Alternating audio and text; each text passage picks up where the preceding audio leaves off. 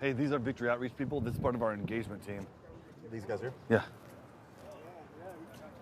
What's up, bro?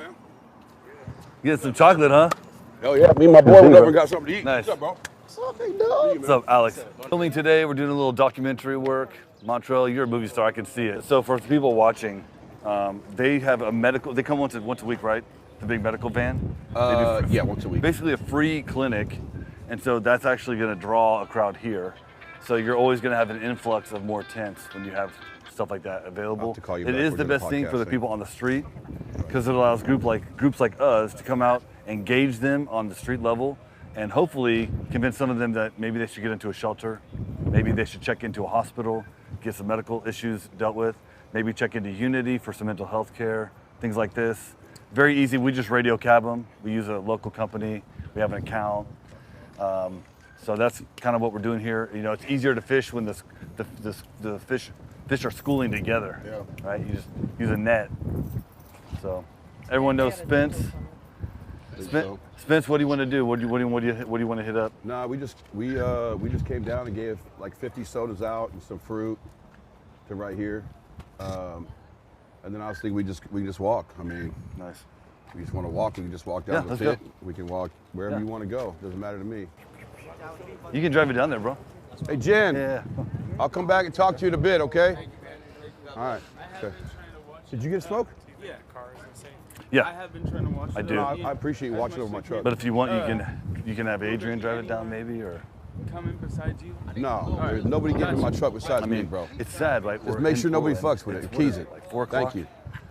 It's 4:20. And I got you. 4:20, and you know what's happening. But it's 4:20, and the question always is, whenever we're out and we're shooting. This one too. You know, the producer and the camera guys are saying, "Is our car going to be safe?" Huh? I mean, there's 50 people around. You know, that's the main concern. He said, "Is our car safe?"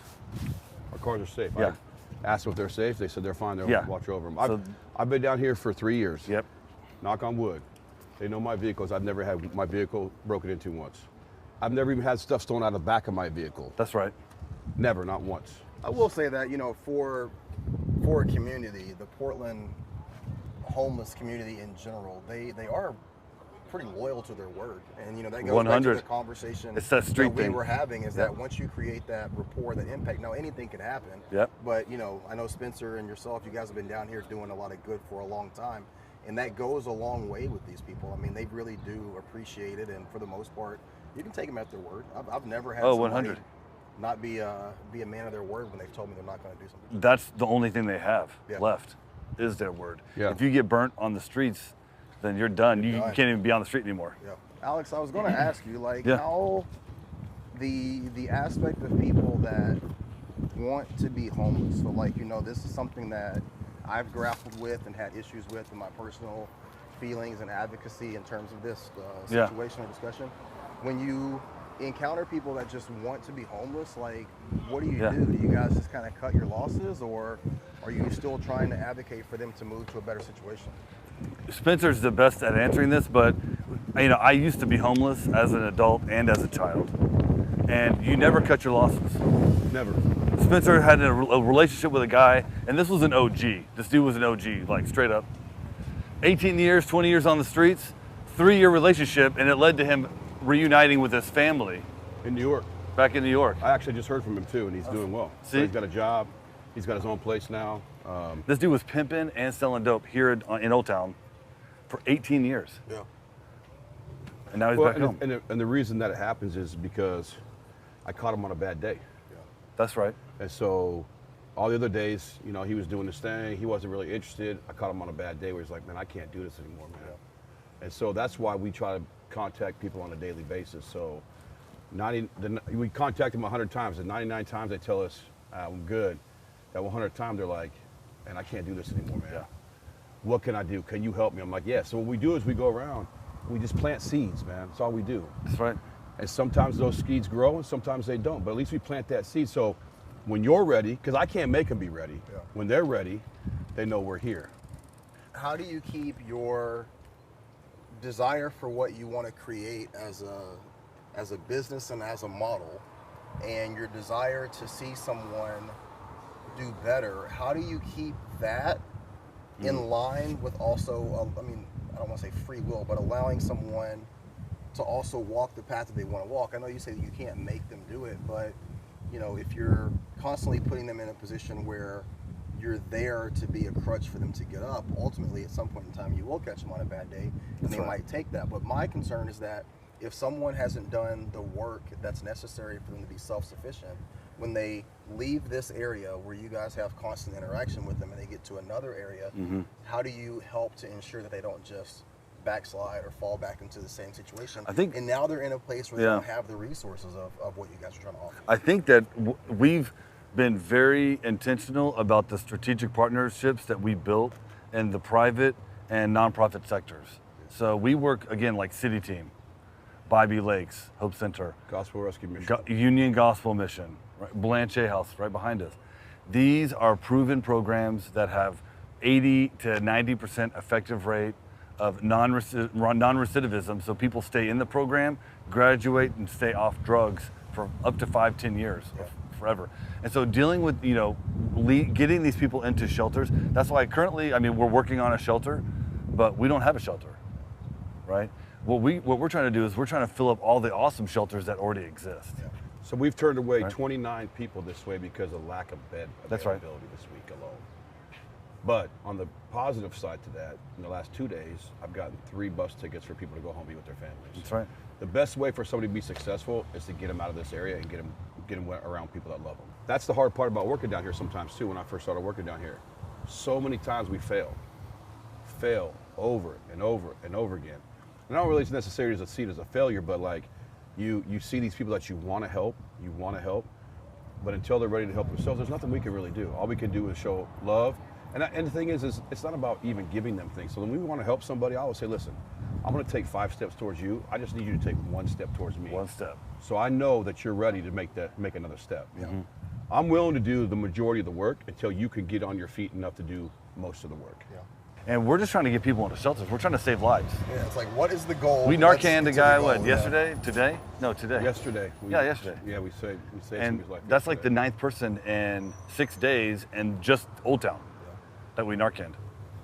And it was over here, 2nd and Pine. And it's like, you know, there's no politics involved in getting someone Narcan. There should be no politics involved in getting someone into a shelter. If they're a Muslim, we call the imams. We have someone on staff here that's a Muslim. They call and they try to work in that community to get the best options for that person. If they're from the Asian community, we reach out to our friend at IPAC and say, hey, is there anything in the Asian community that can help? If they're LDS, if they're a Baptist, if they're a Catholic, like we're helping people, we're saying, what kind of help will you receive? The model doesn't work unless you have people that really believe. You have to buy into it. You have 100%. You can't even buy into it. It's just got to be who you are. It's got to be in your heart. We were talking back at the studio about the 3 distinct types of people that get into law enforcement and the military. And you've got like your legacy people. That's one area. The second is the person that wants to have some level of control or authority. To me, that's the most dangerous. And then you have the person that wants to be that sheepdog, wants to be that protector. That's right. And it's like, you're one of those 3. The guy that's the legacy can become either a 2 or a 3. You know what I mean? But I have a hard time believing that the person that's in that middle can go either way, the other direction. Does that make sense? That person who just wants to control people. It's an ego thing. Their ego gets in the way, the career, the rank. They're never going to be that sheepdog who's doing it for the right reason. It's like, so you're saying like it has to be. When your ego comes first, you can't do anything for the right reason. But you can't have a model, and this speaks to a bigger idea about policing in general. You can't have a model that is putting its thumb on the people and putting its thumb on the people's rights unless you have someone who's that second guy. Does that make sense? Yeah. So like you can't do your job and what you guys are trying to accomplish down here if you're that second guy. You've got to be the person that's doing it with the right reasons and the right intentions. But I can see how that's difficult because, you know, there's just not a lot of people that are willing to not be that middle guy. We have a security guy, man, like he's the nicest guy. Nicest guy. Now he looks like a beast. He's a former MMA guy, Army Ranger, and he's the nicest guy though. He never gets into any use of force. But one day some guy was pissed off and took a gallon jug of urine and poured it on him. And threw it in his car. And did that? Yeah, threw it in his car. And did he retaliate? No. He backed down, and he didn't hit the guy. He didn't touch the guy. He called for law enforcement. Law enforcement came, arrested him. Yeah, it's assault. But yeah, you really have to want and desire change for the people out here. Your love and care for the people out here has to be greater than your need to feed your ego. Yeah. Once that ego takes over, you can't help nobody, man. You gotta let it go. Spencer got hit because he was trying to hand a guy a coat. It was freezing. It was middle of winter. Punch me in the face, swell my eyes shut. Yeah. And he was Hand like, him a bro. jacket. And then Spencer goes, you're still going to need this coat. After they arrested him. Yeah. So, listen, I'm not saying that I'm some kind of pushover, because I'm not a pushover. You know that. He knows that. Sure. But here's the thing. There's wolves and there's sheep down here. Yeah. Mm-hmm. We know who the wolves are. Yeah. Now, I don't mind being a sheepdog with a little bit of wolf in me. Yeah. You know what I mean? So we try to do. We don't even look at the bottom line. What we look at is the people. We're out here doing this because it's what we love to do. If you're in this for the money, you're in this for the wrong reason. Yeah. Oh, for sure. There's no money. There's no money in this. No. Right. And when we started the nonprofit, I told Alex, I was a little overzealous, and I said, hey man, because I heard about only 10% of what it actually goes to the nonprofits actually go to what they say it goes to. Yeah. I was like, we're doing like 75%. He's like, and they were like, well, we got to be realistic because we have overhead. And Right. I'm like, then this is all I care about. Then transparency is what I care about. That's right. I want to be right. so transparent that people know exactly where all dollars are going, because this is not about money for us. This is about down here trying to help people, trying to help the community, help the city. I know it sounds cliche, but that's really what it's about. It's that Bottom easy. line. Community transformation. So And you do that one person at a time. we just had 2 people in the last 2 days die in the pit. That's right. Right over here, Yep. K9 just died. 2 blocks away. And it's just new trank stuff coming out. Yeah. And it's sad to me that this is what's going on in a community that I grew up in. And Yeah. nothing's being done about it. So let's just walk. Yeah, let's get it.